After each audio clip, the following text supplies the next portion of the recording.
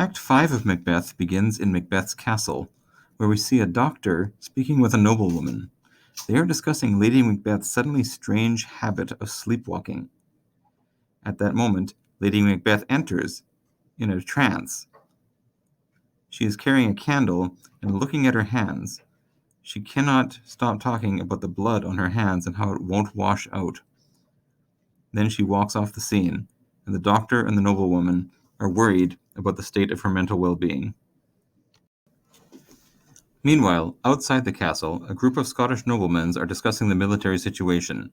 Malcolm and his army from England are approaching Birnam Wood, and some noblemen are planning to bring their soldiers from the Scottish army to join forces with him in an attempt to overthrow Macbeth, who is holed up in his castle at Dunsinane.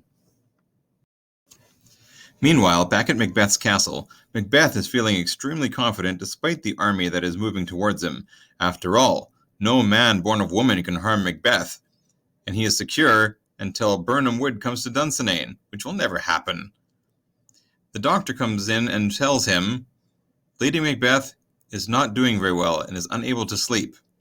Macbeth says to spare no expense to cure her.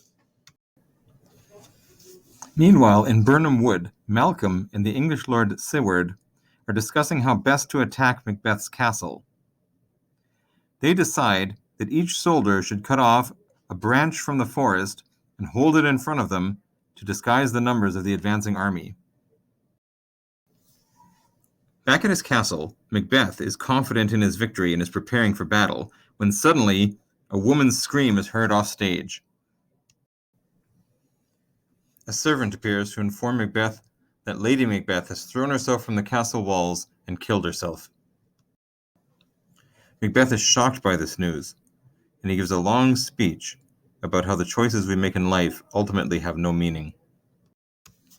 At this point, a messenger arrives with the amazing news that Birnam Wood is moving towards Dunsinane Hill. Macbeth, upon hearing this news, is shocked, angry, and afraid. Macbeth declares that he is tired of seeing the sun. If he is going to die, he's going to die in battle. Malcolm and Seward arrived with their army outside of Dunsinane Hill and ordered them to throw down their tree branches and attack the castle. Out on the battlefield, Macbeth is killing everyone around him without fear because he knows that no one born of woman can harm him. He encounters Lord Seward's son and kills him on the battlefield. In another part of the battle, Macduff is frantically looking for Macbeth to seek out his own revenge.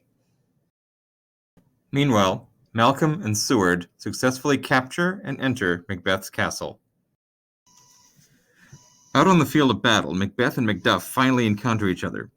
Macbeth scoffs at Macduff, saying, "You can't kill me. No one born of woman can harm me." At which point Macduff tells Macbeth, "I wasn't born of woman. I was untimely ripped from my mother's womb," in what we would today call a C-section.